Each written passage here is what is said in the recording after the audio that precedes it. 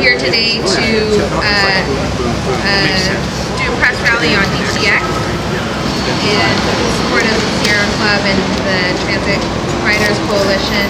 And of course, DTX is important for District 6 and our Trans Bay terminal. So I'll let that kick off our rally.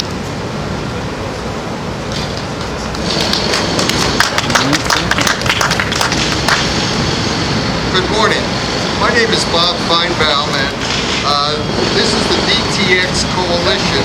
We're a coalition of 15 community groups who are supporting the Downtown Extension of Caltrain. And this is a project that's been 30 years in the making, and we believe that it should be completed quickly so that we can have those trains from the peninsula coming to the downtown terminal by perhaps 2022. Now, we're calling upon the political leaders in San Francisco, the peninsula, and the East Bay to rally around this project and to push for its full funding and full completion at the earliest possible time. We have a distinguished roster of speakers, and I will introduce each of them and have them say a few words about why they're supporting the downtown extension of Caltrain. Our first speaker, Paul Dyson from RailPac. Paul. Good morning, ladies and gentlemen. Paul Dyson from the Rail Passengers Association of California, or RailPac. What a great day to be in San Francisco, huh? You guys have it nice up here. Listen, RailPac's been around for 35 years. We're an all-volunteer group that advocates for improvements to our intercity and regional passenger rail system. You know, we've been getting a free ride on the old 19th and early 20th century rail routes, but finally we're reaching capacity, and the inadequacies of those old systems are being seen every day. Specifically, the Caltrain system. Why in 2015 are we still using 1960s designed diesel commuter trains to get almost to where we want to go in San Francisco? Isn't it about time that we got to downtown San Francisco? And isn't it about time we got there with modern, pollution-free, fast electric trains instead of diesel clunkers that we're using at the moment? Let's get behind this project. Let's get our politicians behind this project so that we can get a modern passenger rail system to cover all of the cities of the peninsula and bring them right here into the heart of San Francisco, do the job for the people of San Francisco and for the region. Thank you very much.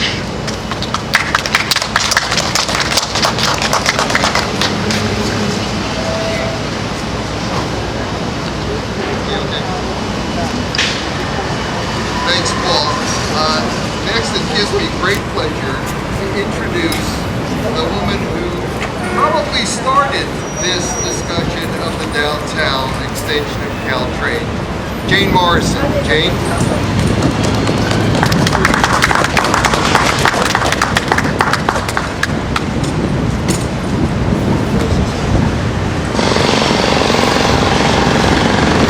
Well, I will admit that I did start it. I thought it was ridiculous that people would have to come in on Caltrain and then spend 30 minutes or more getting to their job down on Market Street. They'd have to wait for a bus and then take the bus and everything. So I complained about that a lot, and then a couple of friends and I collected signatures and put it on the ballot, and the voters agreed with us that we should have Caltrain downtown. So I appreciate all the people who are here that have been making it happen, because all I did was say so. The fact that you made it happen as well, the way I can. I'm Jane Morrison, 95 years old, so I'm not going to help much anymore.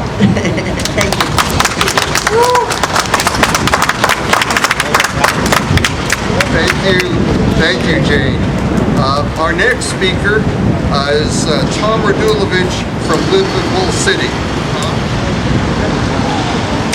Thank you, Bob. Thank you for organizing this event today. I worked on the campaign in 1999 called Proposition H that made it a city priority to bring Caltrain downtown. And a lot of the groups that are here today and a lot of the individuals that are here today, including Jane and others, worked on that campaign. So I wanted to thank the organizers for getting the band back together. This Caltrain Downtown Extension is even more important than it was in 1999 when nearly 80% of the voters in San Francisco said this should be one of the highest transportation priorities in the city. It's important because we have an environmental crisis that's getting worse. We also have a livability crisis in this region that is getting worse. Caltrain is an answer to that. We heard at the time that, well, you don't need to bring Caltrain downtown because downtown's moving. And you still kind of hear that today, downtown's moving. Now, downtown is pretty much in the same spot that it was when I moved to San Francisco. It actually hasn't moved. There is growth south of downtown in the Mission Bay area, but downtown is booming.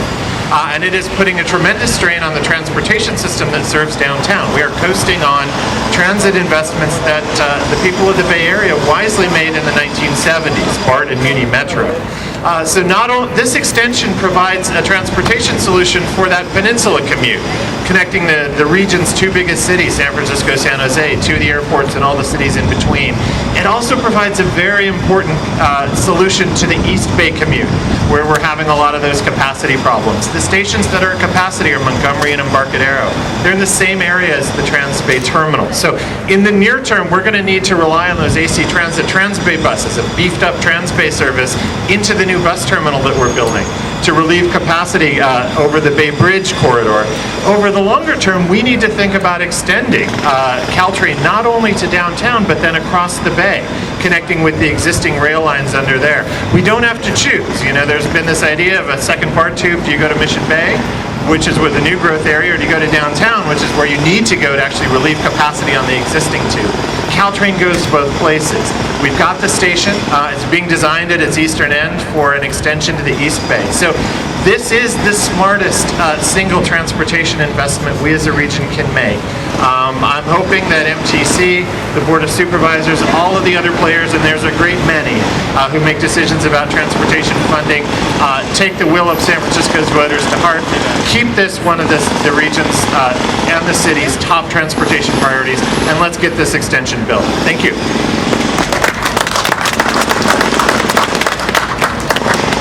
Thank you, Tom. Our next speaker, George Woody from the Coalition for San Francisco Neighborhoods. George?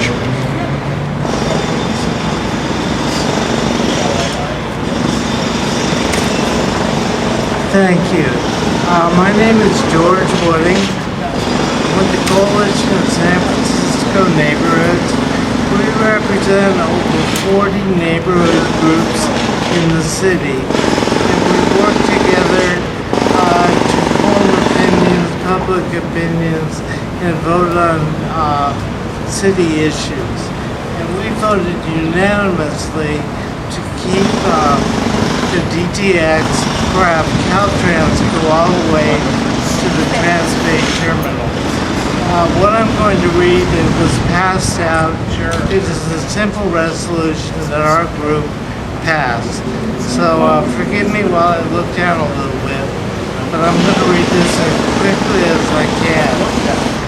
Whereas an improved and extended Caltrain service would materially reduce the need for the private buses and taxis that are increasingly crowding San Francisco neighborhoods and getting in the way of commuter buses.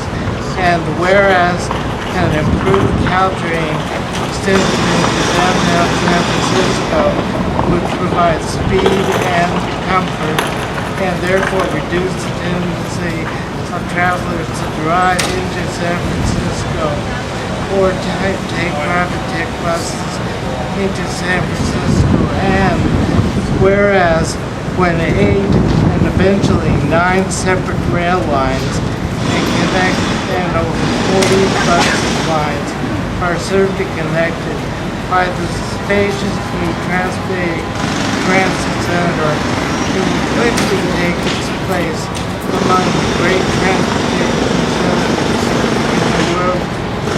Therefore be it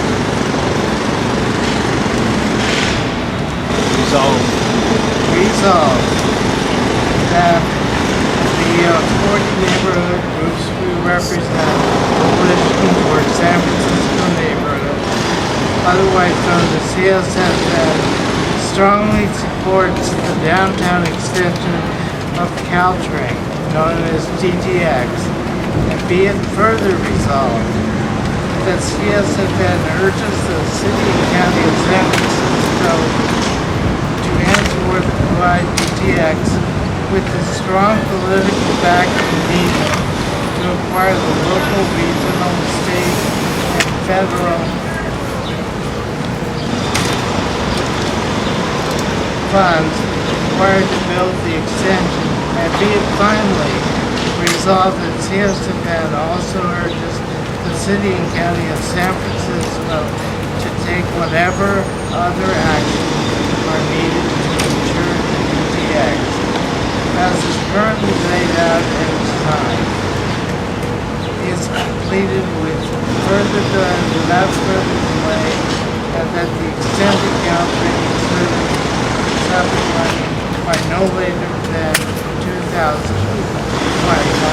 We feel it's extremely important for the city to have this built, and we feel it's extremely important that Caltrain goes all the way to our Trans-Bay terminal. Thank you very much.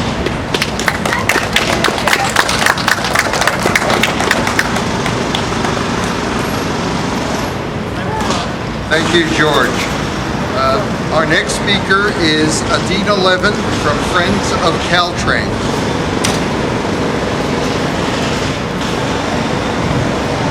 Morning, folks. Adina Levin with Friends of Caltrain. Friends of Caltrain is a nonprofit with over 4,000 participants on the Caltrain corridor from here in San Francisco all the way down to San Jose and probably a couple in Gilroy. And we agree with the other speakers who are talking about how essential it is to complete the downtown extension, to take the Caltrain line to the financial district in downtown San Francisco. There are 3 times as many jobs around the Trans-Bay stop as the rest of the line combined, plus the connections over to the East Bay and Muni and to the rest of San Francisco, to the San Francisco Transit Network. So this helps people from the Peninsula and South Bay get to work in San Francisco, and to Pride, and to Giants, and all the attractions of San Francisco. It helps San Franciscans get down to their jobs in Silicon Valley.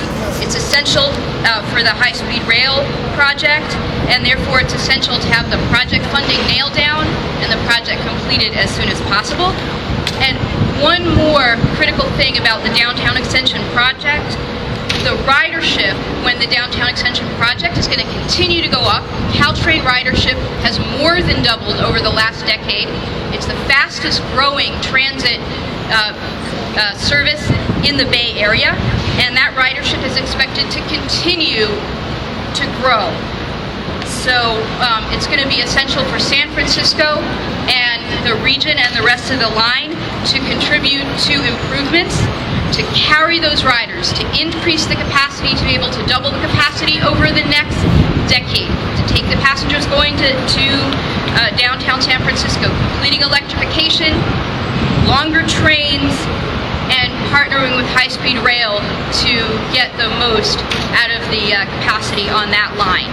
So let's fund DTX, improve Caltrain capacity, bring Caltrain downtown with the downtown extension. Thank you.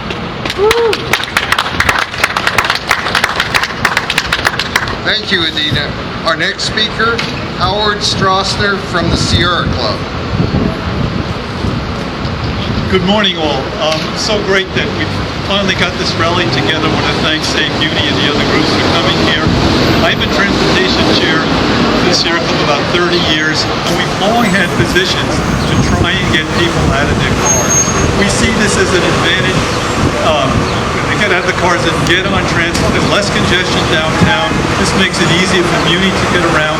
And now this is even more important because we start to know that cars are a great large source of our greenhouse warming gas, and we have to start our battle against climate change. So I'm going to give you 3 asks that we want to see happen. One, we want Caltrain to accelerate the design and planning for the extension. We want them to go to, there's an embryo station right under the Trans-Bay terminal, and that's a place for them to go along with the high-speed rail. And everything has to be compatible. And then we want San Francisco to find and earmark funds so they pay their share, not only for the extension, but also their share down in the peninsula for the new electrification and new stations and bypasses and all that stuff that has to happen. And it's not going to be a big deal because San Francisco just prospers, has lots of money, and it shouldn't all come from Muni, even though it helps Muni a little bit. Now, there's also, Sierra Club also supports infill housing. And there's some chatter that there's a large infill housing project that's going to be built in this site that lay the Caltrain. That isn't right. The infill can be built over the Caltrain station, over the tracks or whatever. This happens all over the world, and it should be able to be accomplished here in San Francisco and keep the Caltrain moving efficiently and on track. The benefits of the extension include, of course, the San Francisco residents who can use it in a reverse commute to go downtown. And also, you know, right now, a lot of people have to ride Muni to get near this station, then they have to transfer to another one. So now you're asking people, it's too much to ask someone to make 2 transfers in order to get to a train. It'll be much better, more people will use it when you have to go directly to the Caltrain station. And that itself, that's one of the things that's going to start to increase ridership. And as the ridership starts to increase, they'll find solutions in the peninsula for the last mile down there. More people, more ability to use these kinds of things. And also, this kind of thing is a benefit for San Francisco. People will find it easier to come directly into the city to use the cultural stuff and get to the jobs in the city. So, with all this happening, it's time to get the Caltrain back on the track and running. And one more thing, people talk about it, we voted in '99. When you look closely at 1 Market Street, that was the terminal back after the last quake in 2006. So it's over 100 years waiting for Caltrain to come right to San Francisco. Let's get on with it. Thank you. Thank you, Howard. Our next speaker is Peter Strauss from the board of the Transit Riders Union. Thank you. The transit riders are primarily identified with improving Muni, but we also feel very strongly that in order to have a thriving local system for riders, we also need a thriving regional system. Caltrain extended to downtown is extremely important to San Francisco and to its riders and to the region, as is creating and extending high-speed rail into downtown. When the Central Subway was funded, it was agreed by the city and the region that the next major project to receive funds and the commitment to construction should be the Downtown Extension. Now is that time. Now is the time to get this project built. We call on the city and the region to see that this project is funded and moved into construction without significant delay. Thank you very much. Thank you. Our next speaker is Andy Chow from the Bay Rail Alliance. Andy? Good morning, everybody. I'm Andy Chow, president of the Bay Rail Alliance. The Bay Rail Alliance has been the Caltrain advocacy group for the last 30 plus years. It was started in the late 70s when the Southern Pacific, which was operating Caltrain, threatened to close the system. And we helped save the Caltrain from being discontinued. And our plan back into the 80s was to improve Caltrain was buy new cars, electrify, and extend to downtown San Francisco. So that has been our priority for the last 30 or so years. Of course, advocacy is a long struggle, and I came pretty late in the game, because I'm not that old. So even in the 90s, there were issues with the priority, whether Caltrain downtown extension was important enough. And if the advocacy isn't strong, you're going to get loose, you're going to get lost in the game. Some other projects are going to get bumped up, and it has been done again and again. And back in '99, the passage of Proposition H turned the game around. The establishment of a TJPA helped ensure that there's an agency that will lead the project all the way. And since '99, not not only the project has secured funding to build the terminal, it has also environmentally cleared the project, the tunnel segment and the terminal segment, and now the project is underway with the money to get the train box built. So we're almost there. So what we need is the city's continued commitment to build the tunnel all the way. And Caltrain is also committed to fund electrification and to get all the other improvements done with the help of high-speed rail. So basically all the puzzles are being pieced together, and this is our one-time chance that we can get the project done as soon as possible. And we ask the city to continue support the project and continue its strong commitment for the project. Thank you very much. Thank you. Our next speaker is Gordon Osmondson from TRAC. Hi, my name is Gordon Osmondson. I'm treasurer of the Train Riders Association of California. TRAC is a rail advocacy group that promotes regional and statewide rail service in California, both through lobbying efforts and through our publication, the California Rail News. Right over here, if anyone is interested. 100 years ago, in 1915, as part of improvements to serve the Panama Pacific Exposition, the Southern Pacific developed a plan to extend its line to its corporate headquarters at 65 Market Street. Today, that's number 1 Market. Bringing its peninsula commuter service into downtown San Francisco. But that didn't happen. Instead, they built a temporary station at 3rd and Townsend. Caltrain later replaced that station with the current one at 4th and Townsend. San Francisco has been waiting for 100 years to get the Peninsula commuter service into downtown. In Proposition H, San Francisco voters voted overwhelmingly to advise the city government to put its full support behind that Caltrain extension. Today, TRAC believes that this project will do more to increase rail ridership in California than any of other current projects. So we advocate that it be completed without further delays and not be held up for various developer projects which could take decades before we see them completed. Thank you.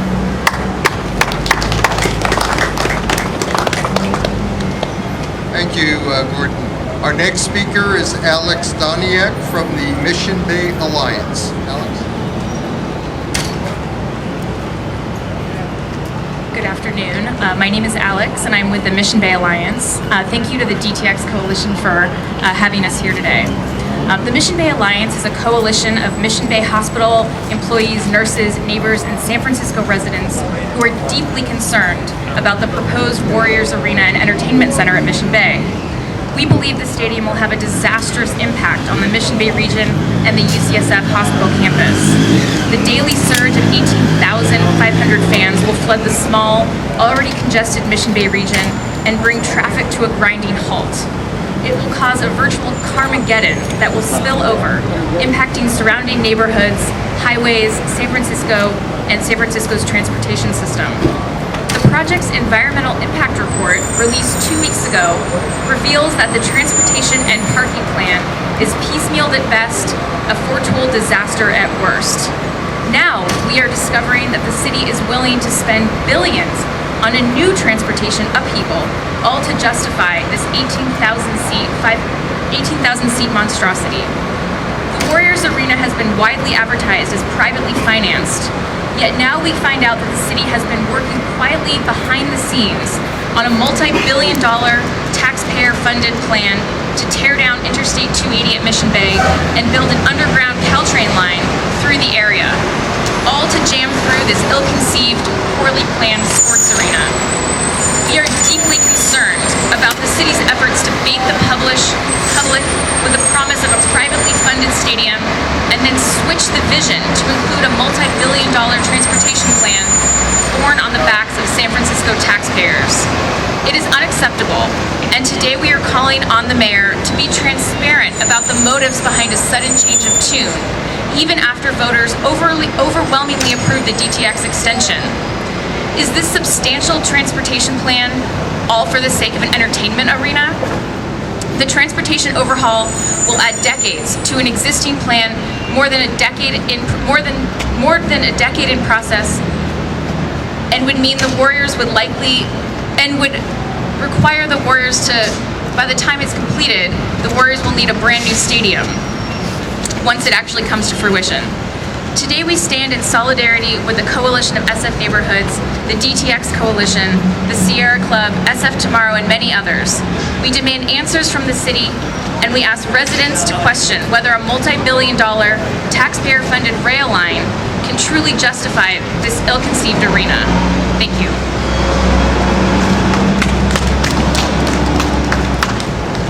Our next speaker is Howard Wong from Save Muni. Howard? DTX will alleviate traffic gridlock and pollution because a projected 320,000 daily car trips will be coming into the city from the southern peninsula, more than the car trips on the Golden Gate Bridge and the Bay Bridge combined. We need a transit hub that unites all the regional transit modes in one place. Let's accelerate TTX and a regional hub. Let's not delay the project any longer. Thank you, Howard. Our next speaker is David Schoenbrunn from Transdev. Hi, I'm David Schoenbrunn with the Transportation Solutions Defense and Education Fund. For the past 20 years, Transdev has been part of a coalition of activists that fought to protect the Transbay Terminal from various mayors' proposals to replace it with a sports arena. We had a vision of an integrated regional transit network that connects all the major transit systems of the Bay Area. And that was long before high-speed rail was even discussed. Now, as the terminal is actually being replaced by the Transbay Transit Center, our vision is being realized. This regional hub will greatly facilitate travel by transit throughout the region. Transit is a key strategy for improving mobility while reducing the climate change impacts of transportation. The only piece that is missing from our vision is the link to the peninsula. Almost 300,000 peninsula cars drive into San Francisco every day. The Downtown Extension will make it convenient for many of those drivers to commute via train. That will reduce the climate change impacts of the commute and make for a more pleasant commute. The new connectivity will be good for San Francisco. The DTX is the most important Bay Area transit improvement to come along since the original BART program in the 1960s. It will carry a tremendous number of peninsulas directly into downtown San Francisco. It's environmentally cleared and ready to go into final design. All that's needed is having the political class of San Francisco step forward and insist on making it a regional priority. We ask them to do so. We've waited long enough. Thank you.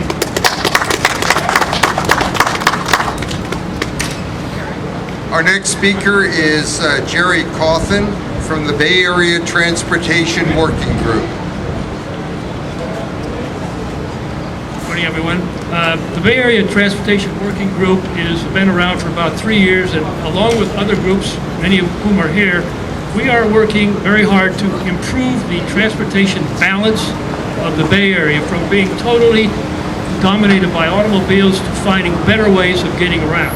I want to start by calling your attention to this drawing, which is of this is the current plan, the current DTX plan. It shows.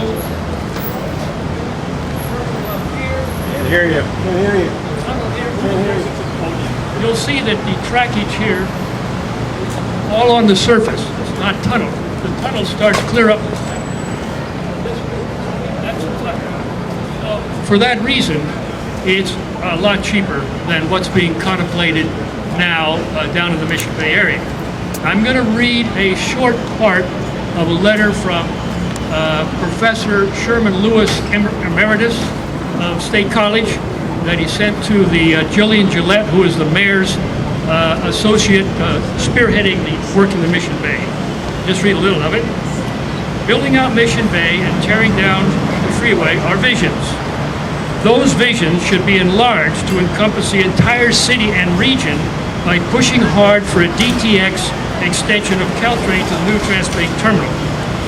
The Lee administration would make history with this, greatly by providing better passenger rail service from the peninsula, by bringing regional transit to Mission Bay, which is something people don't talk about. This would actually help Mission Bay by bringing regional transit a lot closer to it, by connecting BART to Caltrain to benefit the entire West Bay and Bay Area, and by enhancing San Francisco as a regional center. In terms of actually taking automobiles off the highways, and you've heard this said already this morning, DTX is the most important Bay Area transportation improvement to come along since the original BART program in the 1960s. It's environmentally clear and already has its local, state, and federal approvals. The project is up and ready for final design and construction, but it's currently stuck in the end game. What it needs right now is the political backing and support of the Edmund Lee administration needed to fill the funding gap. Just a few more words to add. I want to describe this for you. Caltrain is a 78-mile long, existing, well-run, very well-run, and increasingly popular commuter rail line. It needs a 1.3-mile extension to complete the project, which, as you heard, has been talked about since the early part of last century. With Silicon Valley to the south and downtown San Francisco to the north, and many important destinations in between, it's pretty obvious that this will be a huge benefit to the peninsula, to the West Bay, to San Francisco, and the entire region. So it's time to just make sure I got the. Well, that's the point. We need the support right now to get this going. Thank you.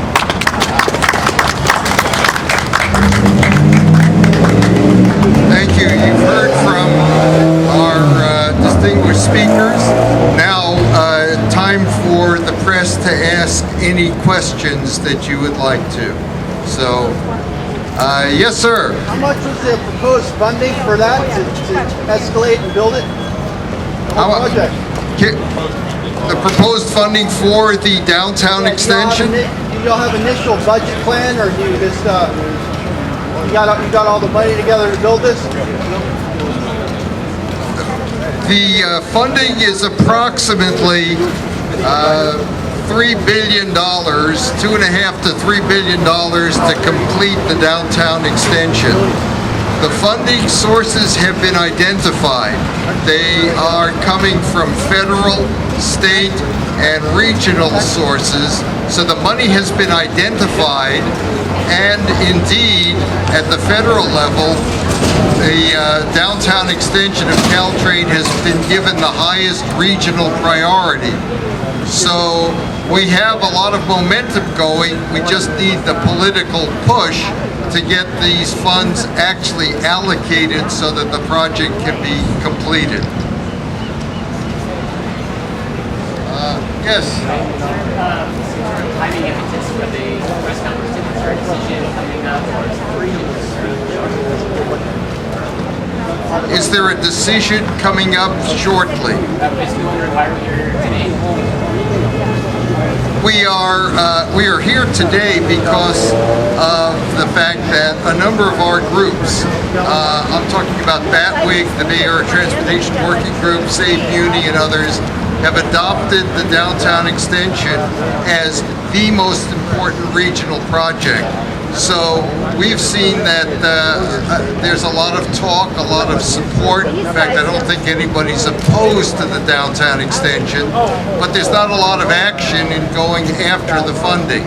So we planned this a number of months ago to to just encourage public discussion and debate about receiving funding for the downtown extension. I'd like to add a couple things to that. There are explicit funding sources that have been identified. There's around $300 million in Bay-Toll funds that should be coming to this project. There's a substantial local contribution. San Francisco so far has contributed 2.8% to the Transbay DTX project. It's contributed 35% to the Central Subway 3rd Street project. So it's not really done its share of funding this project yet.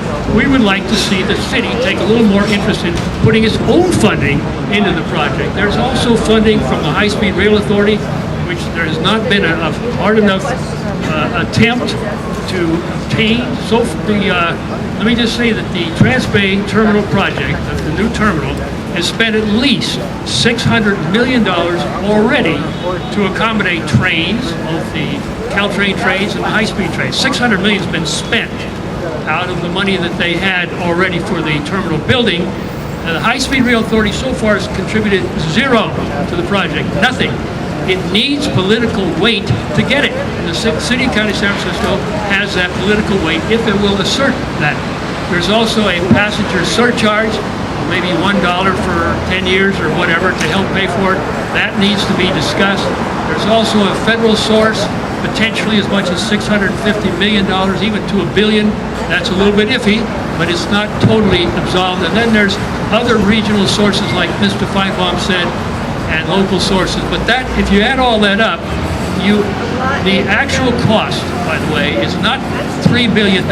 It's $2.854 billion. $2.584 billion if you award the contract as a design, build, and operate contract. The operating cost over the years brings the cost down below what it would be if all you're doing is hiring somebody to build the system.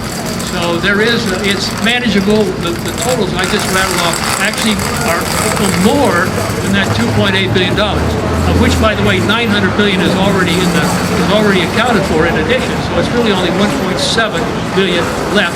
We need the push from City Hall to get that $1.7 billion.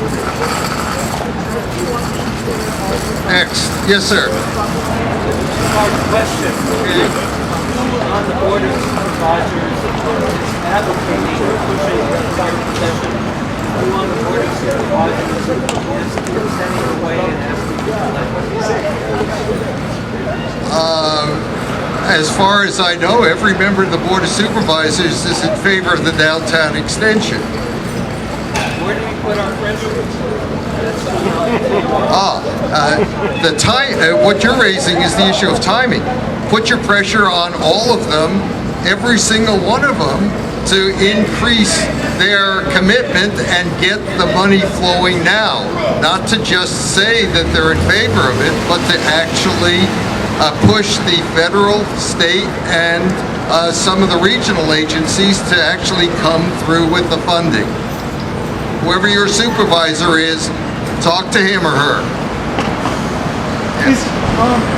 I know that Caltrain Extension is going to come before the high-speed rail, 2029 or something. But isn't there an issue that bureaucrats who have other spending priorities could just simply say, let's let the high-speed rail, because it's going to take the same track, let the high-speed rail authority fund it? Adina, do you have any comments on that? High-speed rail.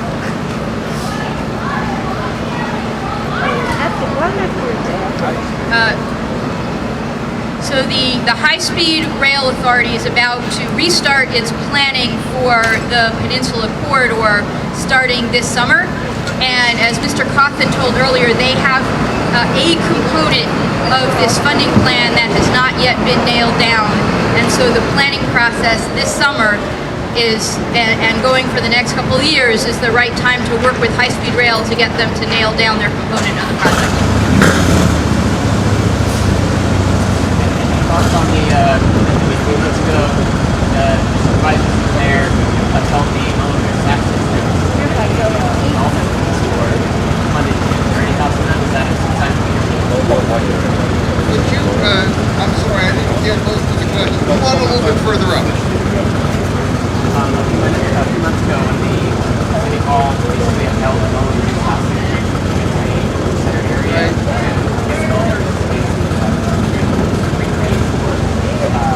property taxes. Just wondering if you have any thoughts on that.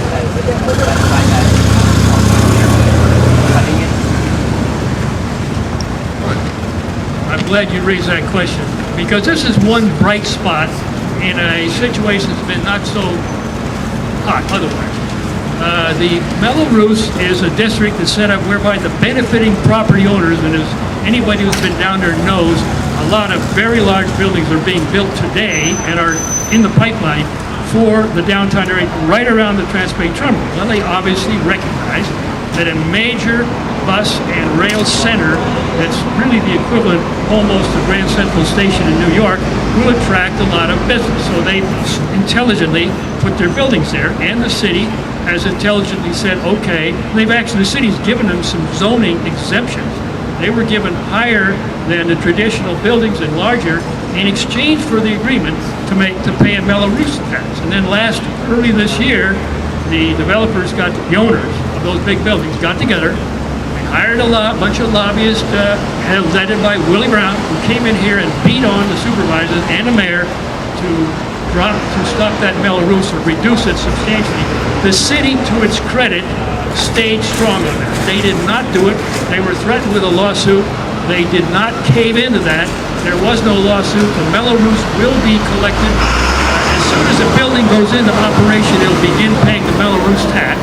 And that is, gathers somewhere between $600 million and $1 billion potentially from that Mello-Roos.